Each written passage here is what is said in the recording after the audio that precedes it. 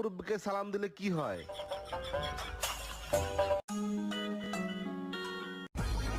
আসসালামু আলাইকুম আঙ্কেল। ওয়ালাইকুম আসসালাম। শোন শোন শোন, জি কাকা বলেন। তোর নাম কি? মুন্না। মুন্না। তোরে তো এই এলাকায় কোনোদিন দেখি নাই। তোর বাসা কোথায়? কাকা বাসা উত্তরপাড়ায়। উত্তরপাড়া। তোর বাবার নাম কি? বাবার নাম সৈয়দ আলী।